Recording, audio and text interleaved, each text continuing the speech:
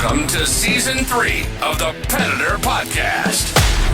On this podcast, we'll talk about all things predator hunting. If you're a predator hunter or wanting to become one, you're in the right place. Here's your host, Drew Schlimm.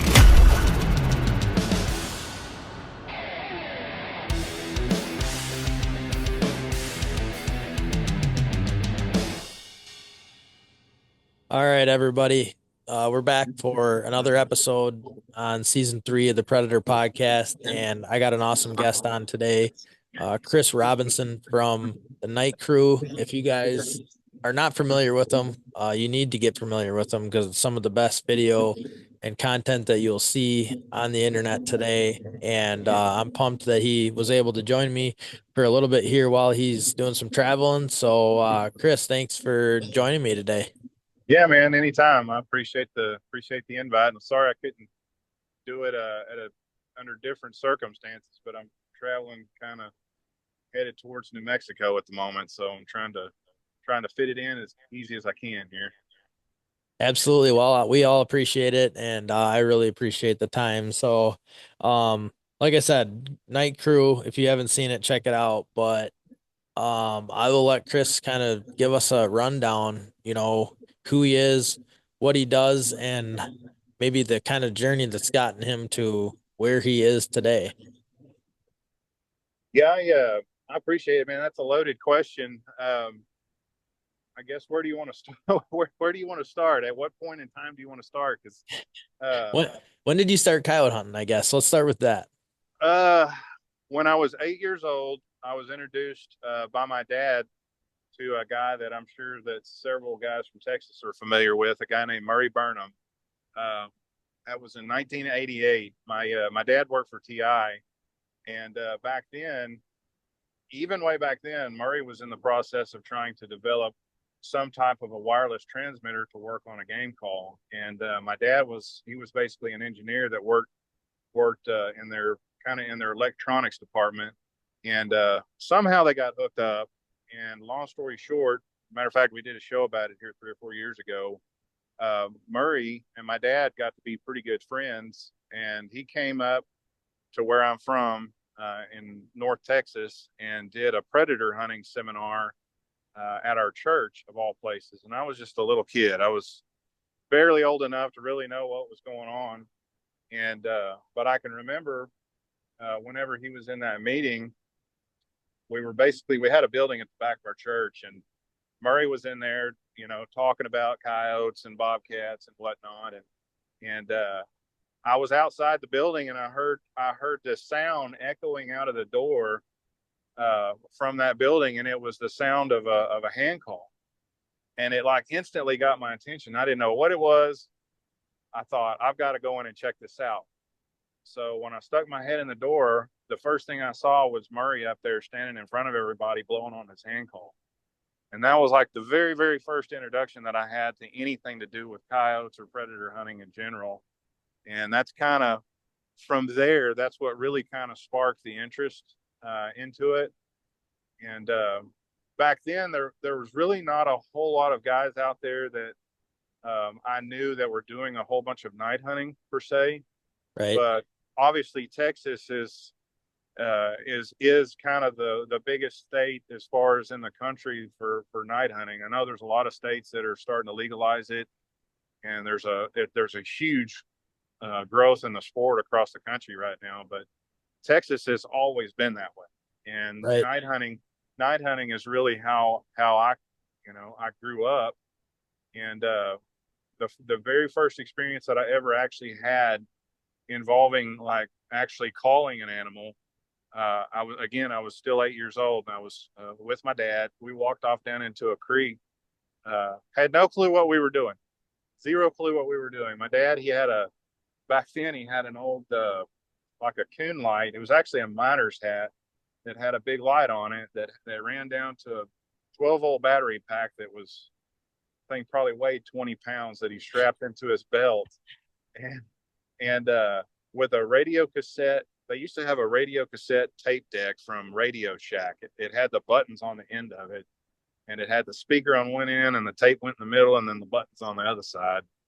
And we were we were sitting there. We basically set up on a creek bank, and back then, again, my dad didn't. He had no clue what he was doing. So by extension, I had no idea what I was doing. I was just there along for the Right. ride. Yeah. So Yep. we start calling. Never. You there? Yep. Did I lose you?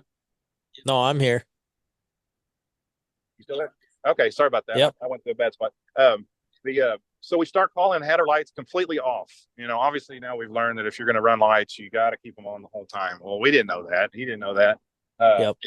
How, I don't know. But at any rate, we're sitting there calling, and he periodically turned his light on and look around, and then he turned it back off. And we did that 3 or 4 times, and I'll never forget it. This is like the one thing that if there's anything that ever got me into this sport, it was that night. Because there's one time he went to go and dial up his light, and about, just guessing, maybe 10 feet from the end of both of our feet is 2 big giant eyeballs that were glowing so bright. I don't know how to describe it. It was literally like 2 big fireballs just piercing our soul. That's what it felt like. To a little kid, I'm sitting there, I'm kind of scrunched up next to him, and I'm looking at him, he's looking at him, and we were so pinned down, there was nothing that we could do at this stage other than just freeze, because this thing was so close to us. And it sat there and sat there and sat there. And then my dad had his rifle. Looking back on it, we should have had a 12 gauge or something like that, but he had his rifle laying across his lap, facing the other way to where this animal was. And he grabs it and basically gets it moved about 2 inches. And the amount of time it takes you to blink, this thing was basically up a creek bank and over the hill in seconds. And I asked my dad, I was like, "What in the heck was that?" And he goes, "Son, that was a big old bobcat." Huh. And ever since that day, and seeing those eyes for the first time, that I've been hooked on it ever since. That's been 36 years ago, and that was really kind of the very, very first time that I ever had any kind of an experience with a predator at night. And it's just, I haven't gotten enough of it since. So, Right. It just has never got old. no, it's like no matter how many times I do it, it's like you're always chasing that high, and Yeah. there's lots of guys out there that are just now getting into it, and they're enjoying more of the thermal side of it than the guys that were in it before those days, where lights were kind of the thing to do. But they're still fun. I mean, just because thermal's out there doesn't mean that there's still not an application in certain places for lights. Yeah. To be able to use them. For sure. Yeah. No, I totally agree with you. I think it's, you can tell me if I'm wrong too, but I've heard that it's more popular or more applicable in Texas, where you have all that brush and such like that, right? Well, yeah, and a lot of times too, and what I tell people, I see. Matter of fact, I saw a thread this morning on a page that someone was asking if lights are still anything that a guy would ever want to use, and there was a bunch of guys that got on there and said, "Nope, still no. There's no need for lights when you have thermal." And I'm a full believer that you will kill more coyotes in certain places with just thermal. No doubt in my mind. If you go straight thermal and you run straight thermal in certain places, that's the key words there. But there are places, and a good example that I made was in Texas. Let's say you go down in the hill country and you're hunting out of a high rack for grays. Yep. If you go down there with straight thermal, you're going to get run over so fast. Yeah. It'll make your head spin. And I know a lot of guys that have taken that approach, and they're like, "Well, we got thermal, we don't need to run lights anymore." What they end up having happen, usually a lot of those areas down there where you make your stands are like 100 yards, sometimes even tighter than that. And most of the times when you're shooting, you're running shotguns. Yeah. And they're in and they're out, like, in a flash. And if a guy's not sitting there on a light, one thing that a lot of times guys don't take into account is the speed that you can pick animals up with a light is 10 times faster in areas that are under 150 to 100 yards. Because no matter how wide of a scanner you're using, even if it's just a 1X, like a little micro or something, you physically cannot scan as fast as you can with a light to detect an animal. When you're in an area that's, say, under 100 to 150 yards. Now, what happens when you stretch those areas out, like, you know, you get in areas like in South Dakota or somewhere like that that's big and open, those areas, the thermal will beat the light in the detection race, if you will. But when you shrink it down, the speed that a guy can run a light, if you got a guy that knows what he's doing on a light, he's going to pick up an animal usually about 90% of the time quicker than the guy that's sitting there with the scanner trying to scan with the scanner. And unless the only way that the scanner picks him up first is if he happens to be looking in the direction that animal pops out when he gets there. Yeah. And that makes complete sense to me. It's hard to explain that to guys it's hard to wrap your head around that until you inject yourself into those types of environments where that's actually a necessity. And I gave the example of Grace in the hill country. That's kind of the extreme example of what I'm talking about. But even in North Texas, where we hunt, a lot of, when guys think of Texas, the first thing that pops in their mind is like West Texas, short mesquites and greasewoods and stuff like that. That's like the polar opposite of the country that we actually hunt. And where I'm from, the area in Texas that I'm from, and a bunch of the stuff that we hunt, especially when we're hunting contests, we'll be in, less than 100 yards from where we think they're coming from. And there's been lots of cases where we've had coyotes that, had we not had a light on, those cows, we would have either never seen them, or they would have been on their way out where we couldn't control them like we can if we know they're there fast enough. And that's so when I see somebody say, well, thermal is basically going to make lights obsolete, the first thing that pops in my mind is those guys have never experienced those types of environments where those lights are still a powerful tool. And no matter how you slice it, the one thing a light can do that a thermal will never be able to do is take their sight away. And I've explained that on our show before. There's been cases where we've been in situations where we've either had lots of moonlight or something like that, or trying to hunt from a truck, that once we get an animal committed to a light, the amount of control we have over that animal is tenfold what we have basically being exposed with no light. Right. If that makes sense. So I've seen your episodes about it. So it makes sense to me that once the animal's essentially blinded, that they obviously can't see, you or see what they're coming towards. But I definitely understand it. At least it makes sense to me in my head, the way I've seen it on your show. And it's even more so. It's the extreme version of that is obviously the lights we use to film. That's like complete overkill for a guy that may not be able to afford thermal or something like that.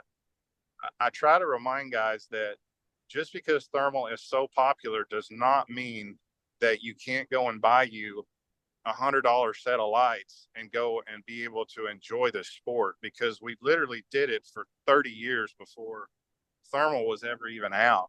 Right. And I know that thermal's gotten to the point where it's gotten less expensive and it's becoming more popular, but I don't ever want the guy that maybe, living on a tight budget that, can only afford a few $100 to feel like that he can't go and do this just because he can't afford, a high-dollar piece of equipment like that. Right. So. Nope, I totally agree. I'll say this much. If you ask me if there's places in this country where I would never turn a light on, the answer is yes. But there's also places that I would never go into and not have a light running. Right. So the area and the terrain for us really dictates how we approach things. And on top of that, like if we've got places that we've hunted long enough to kind of be able to know what kind of temperature a certain area's got. Like if we know the coyotes are really pressured and we've had cases where we've hit them with a light and they turn inside out trying to get away from it. A lot of times those are the areas we'll go in, we'll chance just going straight thermal, and we'll still kill coyotes. If we're filming, if we're using our lights to film, a lot of times we will skip even trying to film in a place that we can't shine, because if you watch the show enough, really the process is we've got a guy scanning, 360 degrees from the time the call comes on. And that's really the go between from starting the call, detecting an animal, putting the light in the animal's face and seeing how they react to it. And once we know they're committed, that's when the big lights for the camera and all that stuff come on, because in our area, from what we've experienced, there's not a whole lot of in between with coyotes. They're either running the other way, or when you hit them with a light, they come straight to you like the light's not even there. Yeah. And when it comes to the filming side of it, those are the right candidates that will come up there 20 yards from the camera with their tongue out smiling, and we'll smoke them at 20 yards and get really good video. Yep. So, but the other ones, what's funny is we have guys all the time that they're like, man, I bet you guys spook a bunch of coyotes with that big ass bright white light. And the reality is, the actual answer to that is we actually don't. Usually, from our experience, if a coyote's going to booger, it's going to be before that light ever even comes on, because it didn't matter what color it was. It didn't matter how bright it was. And usually when we're scanning, when we've got a Scan Pro running and we're trying to film, that Scan Pro is just bright enough to detect eyes in the size of area that we're in. Right. If it's 100 yards, it's dimmer than it is when it's 200 yards. So the whole purpose for that light is just to know an animal's there. You don't have to light them up to see them to kill them. You don't have to. It doesn't have to be real bright. It's just got to be bright enough to essentially conceal you standing in the field or us in the truck. Once they've committed to that light, that's when the big lights come on. But usually a coyote that's been educated to it or knows its danger, they don't stop to think it over. It's usually you'll see a flash of eyes and they're going the other way. And before thermal, all we would see is just one flicker of an eye and be like, I just caught eyes, and you'll never see it again. Right. Well, now with thermal, we can actually physically see what's happening. Like if you hit one with it and they don't like it, you can see them tuck and tail running the other way. Those aren't the ones that we're looking for to film. Right. But we can still get them killed most of the time. But the ones that just keep coming, like the light's not even there, those are what we refer to as the right ones when we're trying to video. So For sure. for whatever that's worth. Yeah, no, that makes sense to me. And it's funny you brought this all up, because I'm actually going to Texas in January, and we're going to be in Gray Fox country. So the guy who I was talking with, he was, telling me, you need this, whatever. And so I'm thinking in my head, as a, Wisconsin boy, pretty much, thermal is thermal. Up here, we can't use lights unless it's at the point of impact. So, Right. so like we could watch them come in with a thermal and then hit them with a light and shoot them, but we can't scan with a light. So Gotcha. lights are really not a thing here. So, Right. so when he tells me this, I'm like, okay, I'm going to need a 1X, a 1X, base mag thermal, like whatever, so I can see them. And then he's like, no, you need a day scope. And I'm like, oh, duh, we're going to use lights. Like I never even thought of that. Well, you can still, and usually like used to when we were hunting, before thermal, we would obviously light them up and kill them with a day scope, which you can still do that. The only downside to that is we still use the lights when we're down in fox country right now. We'll still use the same process to call them, shine them, but the killing side of it, we still shoot them with thermal. Right. But we use the light. The light is basically nothing but a tool to find them quick and stay on them, to be able to control them and slow them down when you need to kill them.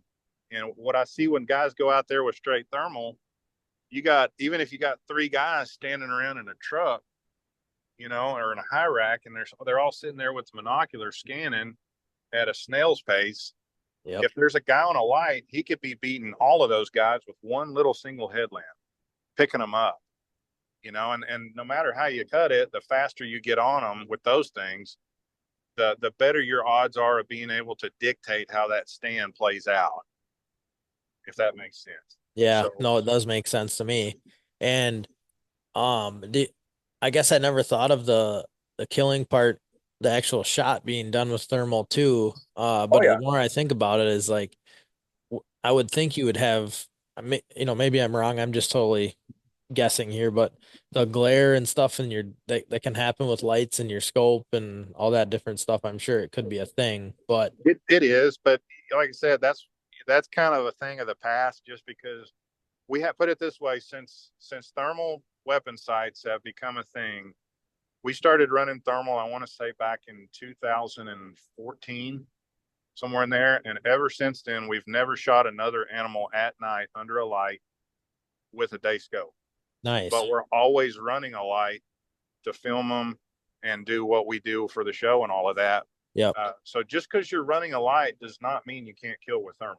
Okay, that makes sense. So So I'm gonna ask you some questions because this is for my curiosity. For when I go down there, I want to know and be prepared. sure. What's your preference for a scope, a gun, calibers for, let's say, gray fox, and then if you're saying we're specifically targeting coyotes and bobcats. That's another loaded question. Well, unless you're trying to mount a fox, like if you're wanting to keep one to mount or something like that, we usually always run a 243 for coyotes and cats at the house. And usually anytime we're down there, we're usually either hunting either the West Texas big cat hunt, Yep. or we're hunting cats or something like that. So usually if we're anywhere where we think there's a chance for a cat, we're still running a 243. Or coyotes, same thing. We're still running a 243. So in a nutshell, that may not answer your question. Now, what's the absolute best gray fox round? Man, I may not be the right guy to talk to because we've never really spent a whole lot of time down in fox country like that. But I will tell you, a 243 will nearly rip them in half. But Yeah. they're dead and they count. Yeah, I figured that. Yeah, that You makes know, sense. Did but if you? we do call up a big 30-pound cat, we've got the right rifle that we can kill it. And that's Yeah. the other thing with the setup, the way we've got our stuff set up, you can kill them. It's a point and shoot rifle out to 300 yards. So Yep. if there's a cat hung up out there at distance, we've still got the right rifle that we know that we can kill him and anchor him like we always would. So, Yeah. That makes complete sense to me. And what thermal do you prefer to use for those like those situations where you have the light, you have you might be shooting them at some, like you see sometimes on your videos inside 50 yards. that kind of goes back to the setup. On my personal rifle that I'm running right now, it's basically it's a custom 243 with a iRay 1024 bolt. It's their TX60C, I believe it Yep. is. Yep. But it's the 1024, and if you know much about max point blank range, it's basically a 50-yard zero average and then a 300-yard zero. So the nice part about setting it up that way is you basically, on coyotes, you got essentially like a 4-inch kill zone that you're good all the way from the end of your barrel all the way out to 300. But the nice part about it is when you get one up there close to you, like around 50 yards, it's still dead on at 50. It's not like you're going to be super low at that range or something like that. So Yep. That's usually how we set them up. And we kind of actually ended up setting up that way, not really by accident, but almost by necessity, because what we were finding is when we're filming, our best filming range with our camera and our lights and stuff that we use is about 15 yards to about 30. That's like the primo, like when you see a really good kill on the show, that's about how far they are from us to kill them. In fact, we shot one the other night that was 12 steps. Right. And he was lit up like a Christmas tree. And I bet it did. Yeah. And when you get one in that zone, there's no thinking twice. You can't do math. You can't think about what you're going to do. You need to be able to point and shoot because everything happens so stinking fast. So what we did is we started zeroing our rifles closer than we used to. So instead of being, 2 inches low or 2.5 inches low at 40 yards, we set it to where we kind of met in the middle. And what we've learned over time by doing that is it stretched out our distance, out there at those further distances out past 250 and 300. But one thing I will say on that note is if you're going to set up that way, the most important range setting up that way is that the peak over point on your bullet.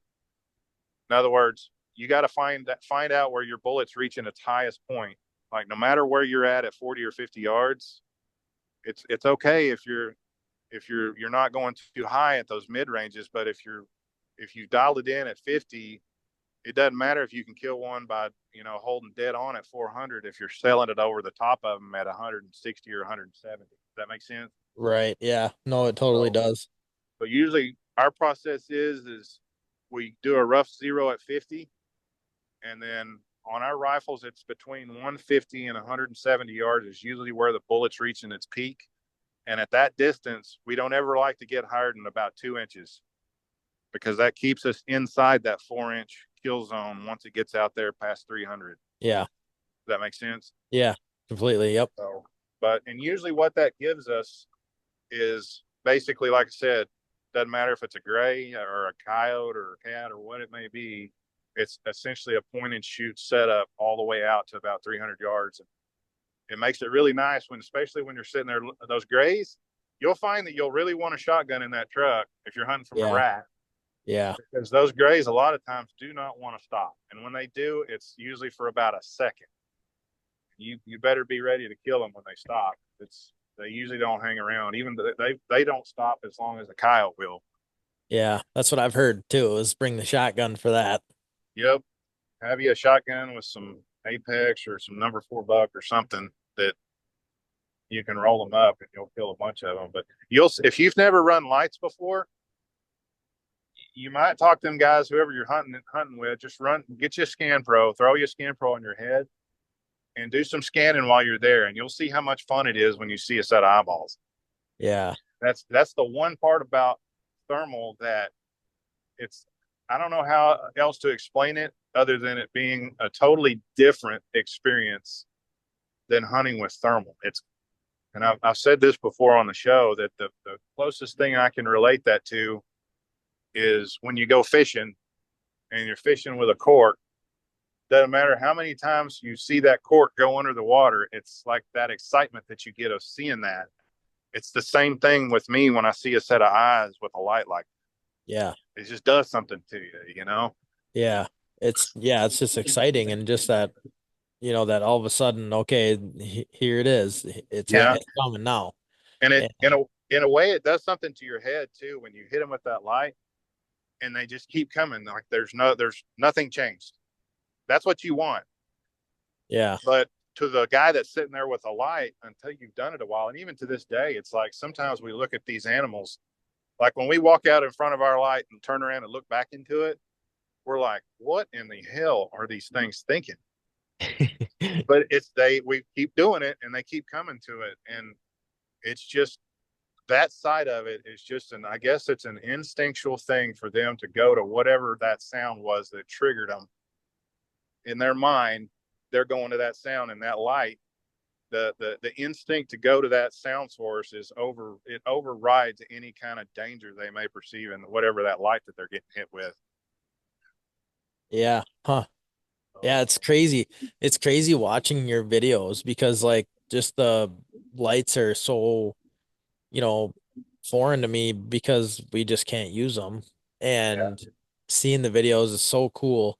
It reminds me, it almost brings out the day hunting out of the night. Like you get to see, colors, you get to see, what everything looks like. You can see the spots on a cat. You can see all that stuff that I think is so cool about the daytime and so much more exciting about a day hunt, and kind of brings that aspect to the night. Yeah, for sure. And I'm pretty good friends with the owner of iRay, and we hunt pretty much every week. And he said we jack with each other all the time about it. I tell him, no matter how good thermal gets, you're never going to get the light out of me. Because I said, no matter how good thermal could get to 4K, and it's still not color, unless they come out with some technology that turns the image into a color image or something like that. The video quality that we can get with an animal that's in under 50 yards with our lights and a really good camera is just, it's so much better. It's more entertaining to me, to my taste. It's more entertaining to watch. You can see the animal better. You can watch what they do. You've got time to kind of study them, and you can see how they react to certain sounds and stuff like that, and I can't ever see in my lifetime ever not running a light to some degree and filming them and doing what we've done for the last 15 years with it. But right. That's not taking anything away from thermal. The thermal it's by far the biggest advancement and leap in night hunting as anything that's happened in this sport in the last 50 years, in my opinion. No, I don't blame you at all. I would certainly use the lights if I could, just for that experience. It's just so much more of an intense experience from what I gather and from what my little experience in it. Well, I'll say this much. Once you have the opportunity to have a coyote standing 12 steps from you, has zero clue you're there, he's lit up. Honestly, there's more light on a coyote. Once we get an animal in under about 50 yards, with our light rigs that we build, there's more light physically on that animal than there actually is at high noon during the daytime. Right? Yeah. Like, no joke. And the thing is that a lot of times people don't take into account is, if you're wanting to shoot them out there at 100 yards, that's great. If you're out to kill and that's what makes you happy, great. But if you want to go out and experience getting one literally right on top of you like that, I will stake everything I own on this right here. You will never be able to get on a consistent basis an animal in that close with just thermal the way you can with a light. Yeah. There's no way, because they can see too good. I mean, you got to think about it. If they can run through the middle of a pitch black creek bottom and not run headfirst into a tree, even with no moonlight, they can still see your silhouette sitting out there in the middle of a pasture. Yeah. No, that's for sure. So that part of it to me is the part that fires me up the most, is seeing how close we can get them, because that's like, it takes it to a whole nother level. You can't screw up when they're in that zone. Absolutely not. You can't. I mean, you can't make a sound at that distance. No, and it's, you'd be shocked at what they can hear too. I mean, if it's a quiet night, I mean, just we called in a cat the other night. We got him probably 50 yards. He wasn't super close. But we were sitting there, and usually, like, when we're on the ground, not in the truck, but like on our rigs, our walk-in rigs that we use to film, we'll usually park the truck and walk in 50 to 100 yards just to get a little bit away from the pickup. And when we get an animal coming, I'll usually have, Gary or Ronnie or somebody to my left or right. Usually we'll set up with the shooter downwind of the camera. And the reason we do that is because some of the older footage that we've got back in the day, a lot of times if the shooter was upwind of the camera, if the wind was blowing across the front of the camera, you'd get smoked out. As soon as the shot went off, you might see the coyote or the animal get hit, but it's nothing but just a blurred out smoke screen with all that light. So we started setting up where the camera's down, or the shooter's downwind of the camera. So anyway, when an animal comes in, the camera is basically completely planted.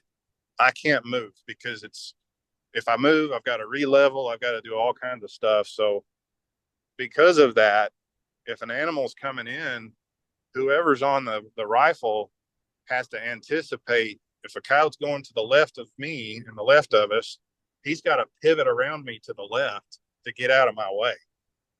Yeah. So it's that way on every single stand, no matter what. It's just, that's kind of what we've learned through doing it enough, is just to anticipate. Don't wait till they're 10 yards from us to get position to where I don't have to where you don't become an obstruction to where we're trying to film. So the other night we had this cat come in, and it was one of those nights that you could hear a pin drop. And there was a time or two where Gary, he was on the rifle. He had to move. He had to shift his feet just enough to move the tripod about a foot. And we were literally on a plowed field. And that cat from 40, 50 yards away, I mean, I couldn't even hear it with my ears, but that cat heard it. And it just goes to show how acute their senses are, especially when they can't see anything. Right. They're so blinded. Yeah. The only thing they have really to rely on at that point is their nose and their ears. Yeah. And a cat especially relies so heavily on their eyes too. I can't imagine. Yeah. So, but yeah, that's the lights are, it's a whole different world. And, you know, like I said before, like there's guys that they get their excitement from going out and running straight thermal. And I've always been a pro supporter of never coming to the conclusion there's a right or wrong way to go out and enjoy this sport. So if thermal's your thing, more power to you. Go out and do it and have a blast doing it. If lights are your thing, then I understand, because I've been there and I enjoy it too, you know. So just use the tools that fit you and suit your needs, that you enjoy the most to your best ability, you know, and then go out and get after it. That's the way I look at it. No, I totally agree with you too. I'm never one to say like, hey, you shouldn't hunt with night vision. You shouldn't, you know, whatever. Just it's the same thing with night vision and thermal and, you know, all the things. Just in my opinion, whatever's going to get you out there, and hopefully you're successful. But at the end of the day, if you're getting to be able to go out, that's, you know, half the battle. Right. Oh, for sure. And I'll say this, you know, back when I first met Tyler, if there's one guy that I know that's probably the most knowledgeable and just a guy that knows thermal inside and out, I call him a thermal wizard. He's like I said, he owns UNV. He's the owner of IRA USA. And the very, very first time that we hunted together, I told him, I was like, you know, I just want to experience what you do. This is back right when we first got into thermal, because I really wanted to learn something about it. I had no clue what I was doing. I didn't know anything. I didn't know what was what, but I knew he was the guy that could get me there. I said, I want to learn what you do, and I think you need to see what we do in person. And you got to remember, this is somebody that's basically spent his whole hunting time that he's been hunting at night in the dark, has zero experience with lights, and he's about to experience something that's probably going to blow his mind. Yep. Because he's never experienced it and never seen it, especially to the extreme that we take it to when we're filming with such a huge amount of light. The very first time that we ever actually went and hunted together, I think we killed like 15 or 16 coyotes or something like that. We probably saw 25 or 30, killed every single one of them with the light. And probably half of them were under 40 yards, 50 yards, something like that. And after it was all said and done, he told me, he said, I never in a million years would have ever anticipated this being that much fun. And that's coming from a guy that owns a huge thermal brand, now basically two. Yep. And if you think about it, if that guy had as much fun as he did seeing those animals that close with zero clue that you're there, you could do jumping jacks behind our light and they still wouldn't know it if they couldn't hear you. And once he got to actually experience that, he saw the reason that we do it, and we still do it. No matter, like I said, regardless of what kind of thermal is out there, there's still a different experience out there to be had with a light, if guys choose to go and try to see if they can, you know, appreciate it and enjoy it. So that's the reason. If guys ask us why, you know, we've got access to some of the best quality thermal equipment that money can buy out there, but we're still out there running lights. Yep. Yeah. No, I personally enjoy that. And, you know, all the video stuff that you do, you know, really, I mean, it's kind of what makes it for you is the lights and what makes it all so cool and so different than what everyone else is doing. Well, I appreciate it. It's definitely it's a labor of love. I'm not going to quit my day job to go and film coyotes at night or anything like that, but Right. it's a When blast. We when did enjoy you it. start filming? Or like when did you decide to, go to this level of production and, you know, just the super cool stories and video and the quality is top notch. If if people haven't seen it, you need to go watch and just clear a day and just spend a day on YouTube and watch all of these videos. But how did you get to this point, or what got you into it? Uh, let's see. I think in 2005, I bought my first HD camera, and back then we didn't know the front end of the lens from the back end of the camera. We didn't know anything about it, so I took it upon myself to try to get familiar with it, try to see where my boundaries were, what I could and couldn't do, what was capable, what wasn't capable. And our mindset was we were going to go and set off and make $1 million filming a night hunting DVD.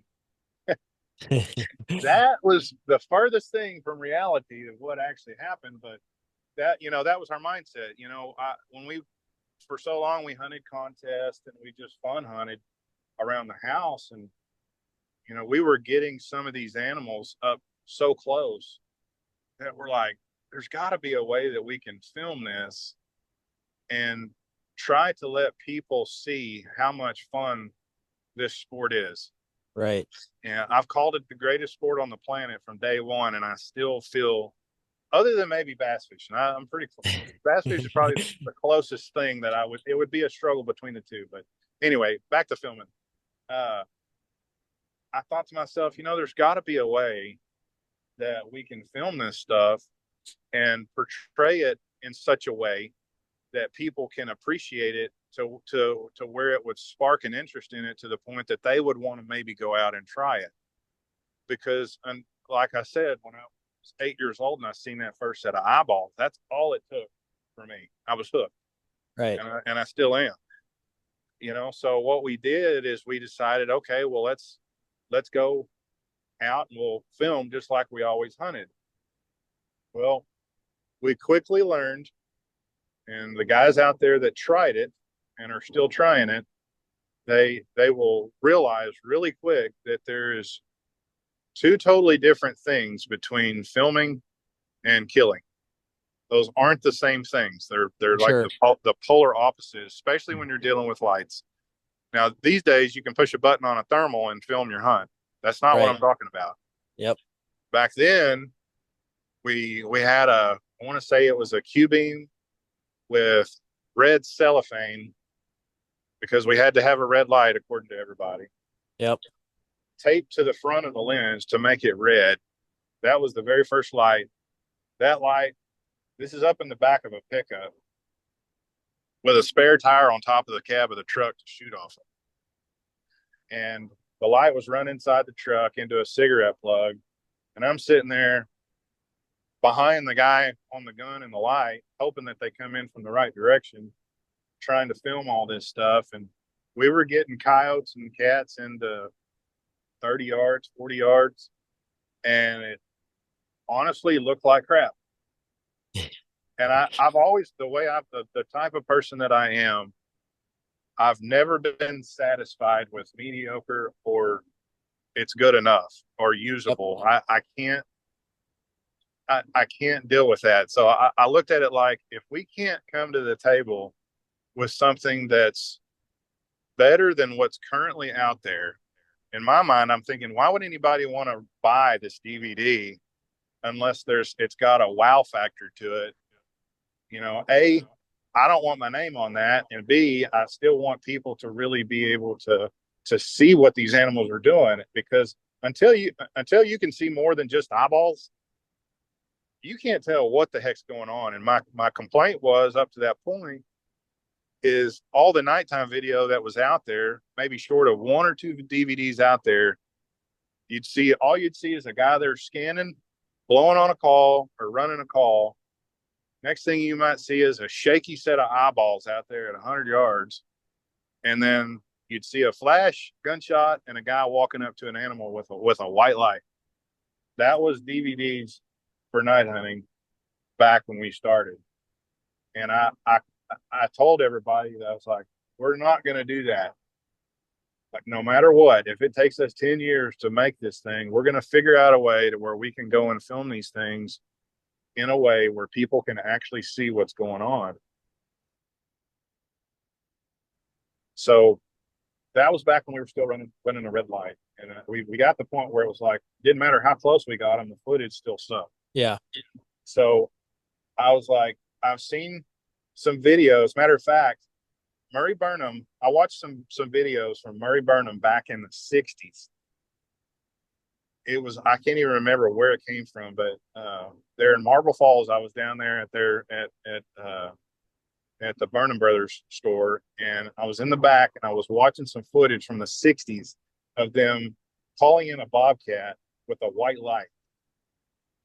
And I'm like, if they can call up that cat with a white light, why can't we call up a bobcat or a coyote with a white light here?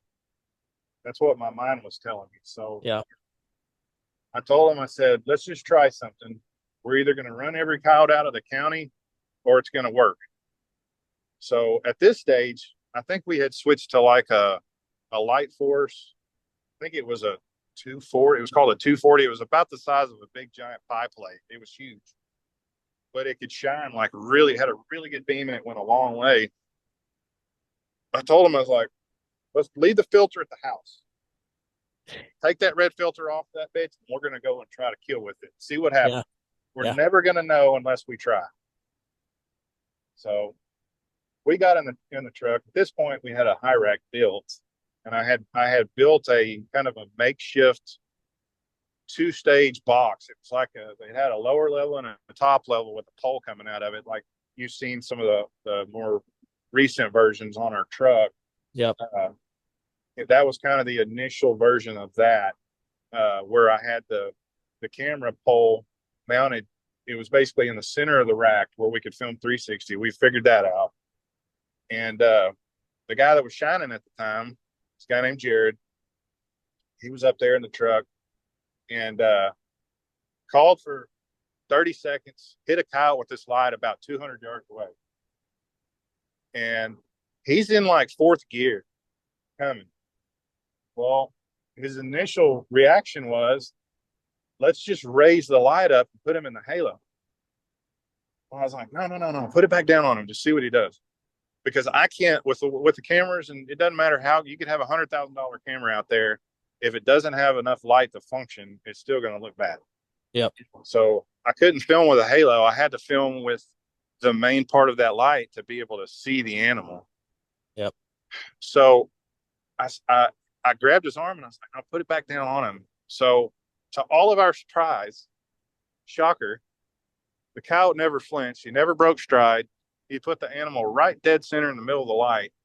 And we ended up shooting this coyote with a 12 gauge right in front of the truck, about 20 yards from the truck, and just smoked him on video.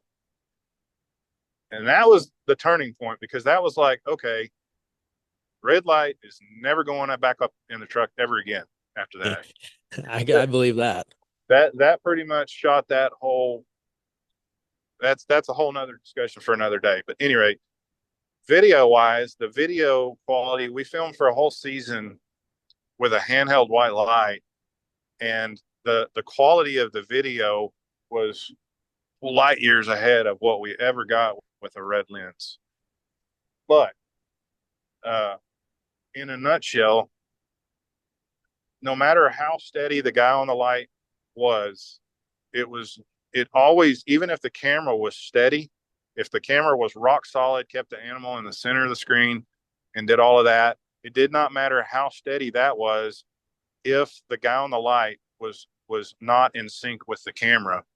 And what we were having happen, this is before suppressors, we would get this good footage all the way up, where the animal was getting in there close to film them, and then the guy on the gun would shoot a 55 grain 243 about blow your head off with a muzzle blast, and the guy on the light would inevitably jump.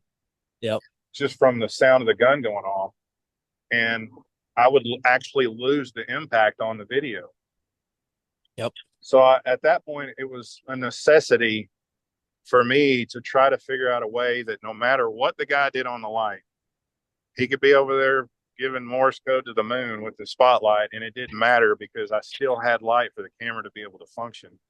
Yep. So from there, I decided I'm going to come up with some kind of contraption that mounts to my camera. Wherever my camera points, there's always going to be light in that camera.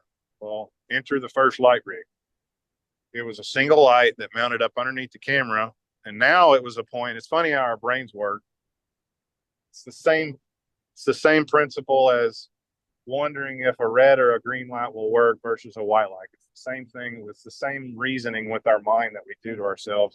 When something's worked before, it's hard for you to want to change from that or deviate from that because you haven't proven to yourself that that's worked. Yeah. Well, we went through that same process with our light rigs, because at that point in time, to my knowledge, nobody had ever attempted to do what we were attempting to do. So there was really no get on YouTube and search, well, can you film a coyote with 3 lights at the same time? And is it gonna work? It didn't work that way. We just had to go out and try it to see if it worked. So what the process was, like, I had this light built where I can see the dead center of the frame. So wherever the camera, when it was zoomed all the way up, I would have light like a donut right in the middle of the frame. And the guy on the light was going to be the backup light to where when the animal's coming, he would keep his light. This was our thought process before all this started. This is how it was going to go. Coyote's going to show up. Guy catches him with the light. The camera light comes on, essentially like you're doing a handoff, like you're giving the coyote to the guy on the camera. Yep. And from there, it was going to be the guy with the handheld light. If he's not on the gun, if it's an extra set of hands, he's going to then keep his light on the animal also to give the camera even more light to be able to focus and not have noisy footage and stuff like that. Well, and my thought process behind that was, guys that have never tried to pile up light in one spot, if you put a light on an object at 100 yards and then you take an additional light, the same light, and put it also on the same object, the amount of light on that object doubles. And it's I guess you want to call it physics or whatever you want to call it.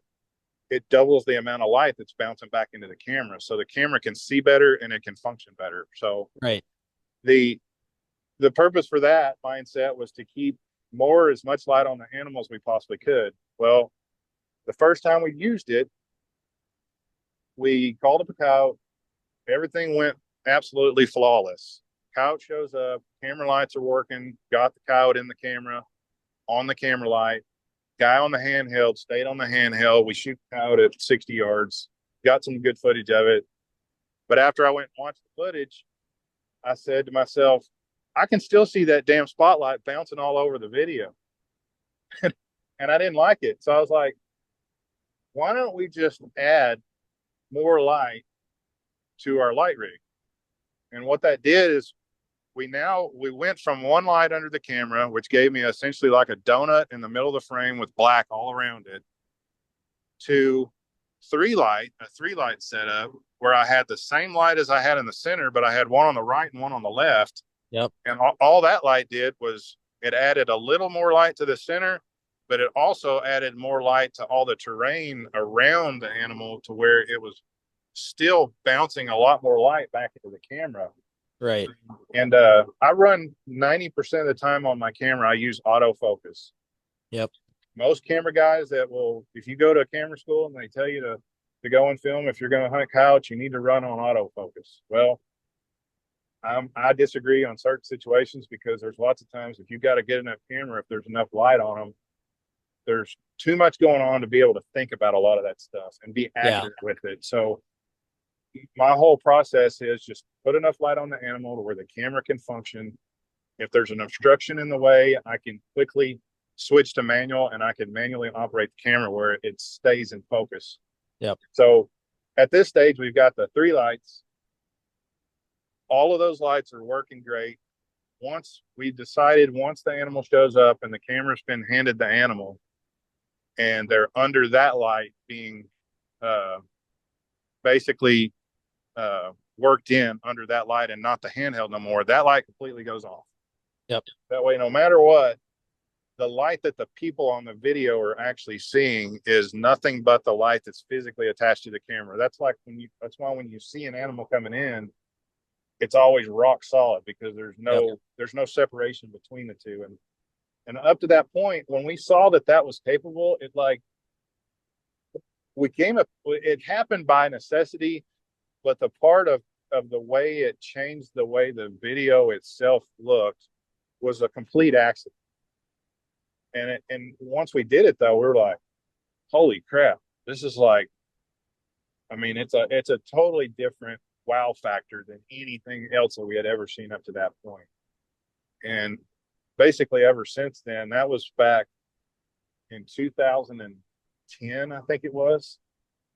And here we are now, probably maybe 12 to 15 of those light rigs later. We just keep changing and tweaking, just trying to make it different or better, to function better and film better. And it's just kind of evolved from there. Right. So it's Go cool. I got a quick question. How Sure. much does that whole light rig weigh? Like with your camera, your lights, your all that stuff? Well, I don't carry it in with the camera. I've got a backpack I throw my camera in, and I'll carry the tripod. Everything is essentially mounted to the tripod. Yeah. The light rig and all that stuff is. Used to, it was attached to the truck. Now I've got them set up where they're portable, where we can be a whole lot more flexible and mobile. But it's all aluminum. The legs are carbon fiber, and it's got a fluid head on the top of that. And then it's got the rig itself is real small. The lights are real small, and they're all real compact. So it's probably, if I had to relate it to something, it's probably just about as heavy as my tripod is with my gun mounted on it, and I'm walking in a pasture with it. I gotcha. So it's not heavy at all. So it's been a fun time. I mean, there's been we've learned so much about how animals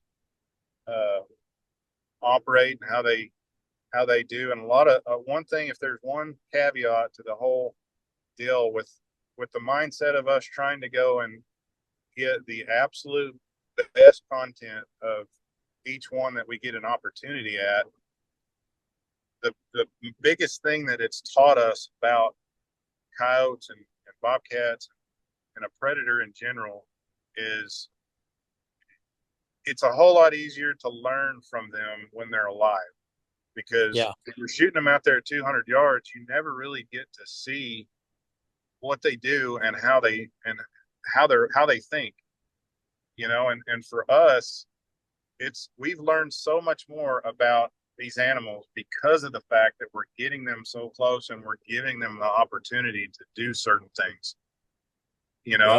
That's a part that I think it makes you a better hunter by understanding the species that you're trying to target. If that makes any sense. No, it does make sense. And I think that's one thing that limits so many people in being successful, is just not knowing what they're, about the species they're hunting, really. Yeah. Well, it's taught us, it's given us a lifetime of knowledge by just getting them so close. If guys out there that have been doing this for years had seen some of the things that we've seen some of these animals do at the ranges, the close distances that we've seen, it would make some of them kind of stop and question some of the previous notions that they have. Yeah. And a good example is like with bobcats. I was talking to a guy the other day. He was talking about about, wanting to really kill a bobcat. And I told him, I said, man, from my experience, the cats that we hunt that are from our area, when you get a cat up close, the absolute, usually the last thing you want to do is rush your shot, because Yep. most of the time, if we get a cat in under 50 yards, you can literally make the smallest sound and a cat will usually just stop and just sit there and look at you. Sometimes Yep. they'll sit down on their butt for minutes at a time, and guys, a lot of times they'll think, well, if they're stopping, they got to shoot. Well, if you see them in the atmosphere and environment that we've seen them in and given them the opportunity to do that, there's rarely been very many times where we've been in a situation where we were like, hurry up, pull the trigger, because they're not, that 90% of them are not that way. Coyotes, they're different. Yeah. I say they're different to the extent that if I've got them in a light, it buys me more time, because we can get away with a whole lot more with the light, and it confuses them a whole lot more than if they've got that eyesight to rely on. That gives us more time to be able. That's like whenever you see those coyotes come in there at 20 yards and they're just standing there, it's like they're begging, please shoot me. Yeah. But there's a long pause there. Some of that is just making sure that they're in focus before I give the green light. Yeah. But if you expect a coyote to do that with no light, your time that you have to pull the trigger is a whole lot less. Oh yeah. You follow me? Oh yeah. I can totally see it. And I agree with you just from my experience hunting and using thermal. Oh yeah. So from that aspect, that there's lots of things that you can look at. They both have their pros and cons. I wouldn't say that there's ever going to be a time where it's like I'm going to abandon thermal altogether to kill with. Like I said, since 2014 or whatever year that was, we started running thermal. We haven't shot with a day scope at night since, and I don't ever see that. But I can see plenty of times in the future where we're going to be still scanning, shooting with scanning with a light, shooting with thermal, and or running just thermal in certain areas. Yeah. So, and the area dictates that 100% of the time. Yeah. Yeah, that makes complete sense to me. I just saw your recent video about the Knockpix Ace. Yeah. Right. What are your thoughts on that? It's a great scope, man. Here about, I don't know, 3 months ago, I had Tyler and Anthony. I'm sure some of the guys that follow some of Anthony Amantine, he goes by TX Killer. Yeah. He's big on Instagram and stuff. Him and Tyler, we hunt, like I said, just about every week. And one night he come up, and when he was getting back in his truck, he said, "Put this on your rifle and let me know what you think." And I'm like, "What in the heck is that?" And it was the Knockpix 640 Ace. Yep. And at the time, I want to say it was one of like the original prototypes for it, but we hooked it up, and I'll say this much, I actually just finished a show. I just delivered a show a couple of days ago about the Knockpix brand, and I clarified some confusion for guys. Yeah. Yep. iRay has basically built a name for itself with having good quality products. The scopes have sold themselves. The image is good enough to where as long as they're in hunters' hands and guys get to see through them and look through them, there's not a whole lot of selling there. The scope sells itself. And that's because the scope, it's just a good scope. And I've had guys that have asked me, they're like, well, is Knockpix getting rid of iRay? And the answer is no. And they're like, well, did they buy out another thermal company? No, they didn't buy out another thermal company. Knockpix is an additional brand of thermal. It's a different line that's still owned by Infrared Outdoor. Yep. With a completely, I wouldn't say completely different, but just a different feature set than that of iRay. And what I mean when I say that, it's got it's a lens integrated laser rangefinder, which is super badass. It's really nice. It's got that. It's got an integrated. It's like a trap door on the 18650, where like on most of the Bolt series on the iRay, you had a little knob that you had to unscrew, pop the battery out, drop the battery in the field, and then you're looking for it in the dark. That was kind of a, if you will, something that could have been improved upon, and they did that. So they put this little trap door where you can just punch a button, stays attached to the scope. It kind of ejects the battery out. You pop a new one in, stick that one in your pocket, you keep rolling. Yeah. It's got an optical zoom, which is really nice if you're wanting to try to keep the same image quality. If you're wanting to keep the same image quality on your video as you would on just base mag, you can use optical zoom and magnify your target without degrading the video, which is really nice. That's never been on an iRay. There's some other things internally that I haven't really dove off into yet, much personally, but it's going to be a big brand. They're already selling the heck out of them, and guys out there that are running them are, from the ones that I've talked to, they really like them. Yeah. How would you say it compares to like the Bolt 640, like the TH50C? That was my next statement. If you want my honest opinion, my brutally honest opinion, if you ask me if the Knockpix image is as good as the iRay, the answer to that is absolutely no. But is it just as good? Yes, but in a different way. Yeah, and it's hard for me to sense. It's hard for me to explain that, because what I've had guys that have looked at both scopes side by side, and they're both like, well, it looks the same to me. Well, it's all, to me, that's all kind of an opinion based conversation. For sure. It's an opinion based conversation that it's all in the eyes of the beholder, if you will. To me, they look like a completely different type of image. And until you look through one, you're not really going to fully understand what I mean when I say that.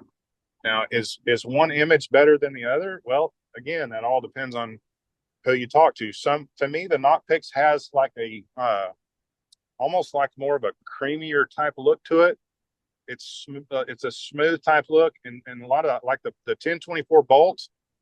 And to me, it's a sharper image.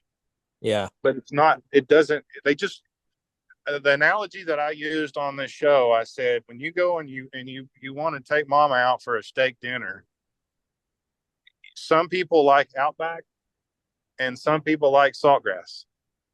Okay. Yep. It doesn't make one better than the other. They're both really great steaks. It's just, which one do you prefer over the other? Yeah. And it's, I really feel like with these two different brands, in a way, I really like that, because to me, it should be a different look. I don't think they need to basically recreate iRay in another brand. It's got it's a different look with a different feature set.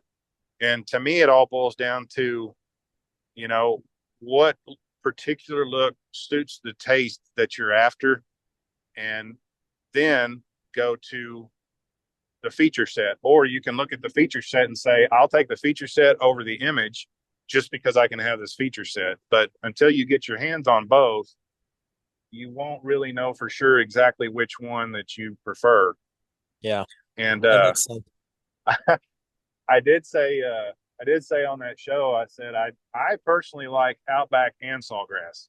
So if you ask me going forward which one that you're going to actually see us running, that's all going to boil down to what day it is and what kind of mood I'm in, because we've got both and I like both. Yep. So. Yep, that makes sense to me. I have not got a chance to look through the Knockpix yet. I've been running the Bolt. So that's why I was curious, and that's the question I've been asked. So I was just curious of what you thought, and I'm excited to look through it and check it out and see what it's all about. But yeah, I think it's just another tool in the chest that a guy could always And obviously they're all good. So, it does just come down to personal preference. Yeah, there's a point where it all boils down to, like, you start splitting the hairs. Well, this image has this many pixels, and it's like, Yep. at some point, just find the one that works best for you. Me personally, if I had to run out of the house and pick a scope that I'm probably going to grab first, it's probably going to be the 1024 Bolt, just because that's the one that I've been running for the last year, and Right. I'm used to it. But Yep. there's also times where, that Knoppix it's a really good candidate. I'm Yeah. hoping at some point iRay goes to the lens integrated LRF, and I think they will eventually. Yeah. But That is sweet. yeah, it's pretty killer. I mean, there's no getting unaligned or anything like that. It's on top of the lens, so you don't Yep. have any collimation, like where it's pointed to the left or the right or up and down. It's fixed Right. in the right direction. So that's kind of a plus. Yeah. That's Uh, handy for sure. but ranges at night, that's a huge difference. If you're capable to shoot long range in the day and your scope can see that far, that scope it'll do it. I mean, the Bolt will do it if you got a rangefinder attached to it. Right. So, Yep. which one are you running? I run the Bolt TH50C. So That's a killer unit, man. I yeah. think bang for your buck, that's the best money value out there right Yeah. now. Especially now. Yeah, right, for sure. Yeah. No, I totally agree. I love it. I've used and tested a lot of different, you know, models that are cheaper. And just every time I get that back in my hands, I'm like, there's just, there's just something about, not that I've used it a lot, but it's just the quality is so good. You just, every time I get back into that thing, I'm like, oh gosh, I missed this. Oh yeah, that man, that the TH50 V2 is, even the V1 were just the image Yeah. on them and the base mag and everything, for a guy that runs bolt guns, that likes the bolt stock guns, and even guys running ARs, but particularly for a guy that likes to shoot coyotes at night with a 3x base mag. That scope was where it was at. Now that they've got the 1024 with a 3x base mag, Yeah. that thing is a hammer, man. It's Yeah. I bet. You can kill them out there, and the price point on it, for the money for that scope, it's getting down there in that range where it's less expensive than 640 scopes that are out there. Right. Yeah. No, You it is know? for sure. For sure it is. I mean, it is cheaper than some of them. What do you shoot for bullets? Like, what do you have a preference to shoot of bullets that you shoot? Uh, Personally, I prefer a 55 grain Nosler out of that 243, and that's what we've kind of had the best results for coyotes. That's kind of been the one that we found really kind of works best to anchoring Yeah. for us around here. Um, I've I've really kind of always tried to keep the speeds up there where we can kind of do the whole point and shoot deal. Kind of here recently. In fact, we did a show here the other day called Speed. It's Yeah. not about the drug. Yeah. But essentially what it boils down to is there's a point where you kind of have to decide whether you're going after speed, or if you're going after BC, or if you're going after a combination of both. Yeah. And for us, the one thing that's going to keep it flat is keeping that speed up there to where gravity's not going to overtake it out there at those ranges that we're used to killing them at, out to like 300 yards. And Yeah. guys, that get so wound up on this BC train.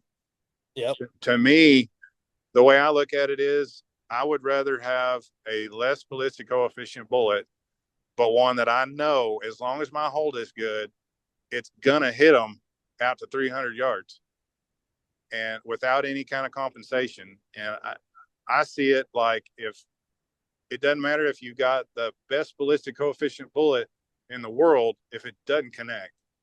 And Yeah. I see a lot of guys that they end up missing coyotes out there at 200 and 250 because they don't know range, and because of that they start guessing. Right. And for us, that not having to think equation on actually physically getting coyotes killed when you have a split second decision to make, that in itself kills more coyotes for us than BC ever thought about. Yeah. Yeah. Yeah, that makes absolute sense to me. And I mean, realistically, if you're like me, you don't like to shoot past 300 yards at night if you can help it.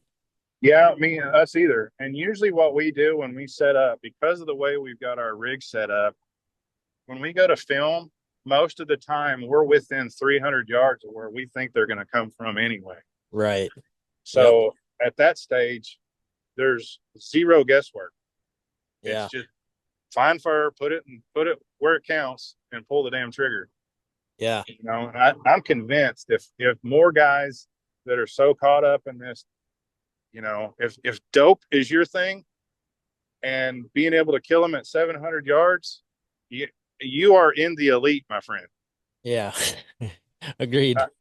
Guys that aren't in that category, if you adopt this principle of just set it up to point and shoot, you will kill more coyotes if you don't have to think when it comes time to pull the trigger. Right. And we've proven that when we started hunting this way and we set up our rigs this way, our numbers probably more than doubled.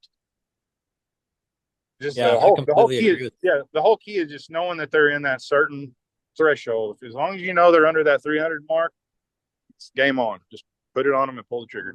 Yeah. But you got to have have confidence too that backs it up after that. Oh, 100%. And you got to have the speed. But first, you really got to test it. I mean, you can use the same principle with a slower bullet that drops below that 4-inch kill zone. I keep referring to that because if you look at a cow, if you really want to 10 ring them, there's about a 4-inch window that you really got to hit in that, right, directly in that shoulder if they're to the side of you, if you want to, lock them up. And if you've got a gun that falls below that at say 200 instead of 300, you can still set up with a 200-yard opening and know as long as they're popped out in your view, it's just point and shoot. But you have to set up your thought process to think that way to give you the confidence to know that you don't have to think. Yeah. Yep. That makes complete sense to me. So I just like stretching it out there far enough to where I know if one gets out there at 300, even if he gets out there to 400, at that point, it pretty much just becomes the top of their back. They still, usually get hit. Right. So, for whatever that part. No, that makes sense to me. And yeah, I would agree with you. I'm stuck on the 22-250 and the 50 grain B-Max. That's plenty fast. Yeah. That'll do it too. Yeah. But I mean, it's not, I try not to shoot if I can help it. I don't shoot past 300, but occasionally you'll get that one that you stretch out there. But if I can help it, I try not to. Yeah, I'm the same way. And honestly, if we're killing cows 300 yards, we're not doing our job. Because, I totally agree. And there's, granted, there's cases in contests where you've got to kill them and you got to get him in the truck. That still points. But at the end of the day, for us, are we capable? Yes. But do we prefer to kill them at 15? Absolutely. Because if we're killing them there, then that means there's something to watch and something for everybody else to enjoy other than just us. Yeah, for sure. Yeah, and that's a rush there. I mean, the way I look at it is if you go out, for the guys that are going out there trying to video, nowadays, like I said, everybody's got a thermal that will record. And if you're wanting to have something that more than just the person that was there that experienced it, if you're wanting to have something more than that, like somebody else to enjoy it also, you might try getting them in there close. You might be surprised at how much fun it is to see how much you can try to fool them. Because to me, there's nothing that can replicate the adrenaline rush that you get when you get one that close. Yep. You don't experience that when you're killing them out there at even 100 yards. Right. But video wise, you get a lot more the quality of your content that you're showing people is going to be the entertainment value is going to be way much better. But Yeah. and that's thermal or with lights. Doesn't matter Yep. either one, but Yeah, it's just like the O'Neill Ops guys when they get these awesome thermal videos, they're usually those videos, those coyotes are close. Like oh they're yeah, inside 50 yards and you wonder why the videos are so detailed and so crisp and clean and the coyotes look so cool, and it's because most people are not shooting them that close. no, and that's the thing for it all boils down to what you're after. If your intent is to go hammer and stack bodies, kill them the first time you get the chance. Yep. If you're after getting good quality content that you want to put on YouTube, that you want people to follow and follow your stuff, if you shoot them out there at 300 yards and the cow looks like a dot, yeah, that may have got you going and excited, but how much is that going to excite the average person Yeah. that's just out Not there much. watching coyote hunting on YouTube or wherever? Yep. Probably not as much, Yep. but for me, with the lighting and everything like it is, with our cameras and the way we have our stuff set up, there's absolutely nothing that trumps getting them close, because Yeah. my camera only zooms so far at 4K. And when I get them into that point where I can see their pupils and I can see the reflection of our light in their pupils, Yep. that's what I'm after. Yeah. So Yep. That's hard to beat. I enjoy it. We all enjoy it. That's kind of fun because we've done it like as a team so much together. It's like we get excited about seeing how close we can get some of them. Yep. The other night we had that one at 12 steps. We shot one like a couple of stands before that. I think he was at like 23 steps or something like that. And Wow. I told Gary, I said, let's milk the next one. And he knows when I say that. He knows it, because at that point, usually when we go out, if we get one good kill for the night, after that, we're pretty much kind of playing on house money. Right. So Yep. it's gamble time. And the thing Yep. is for us, unless we gamble with some of them, yeah, you're going to screw some of them up.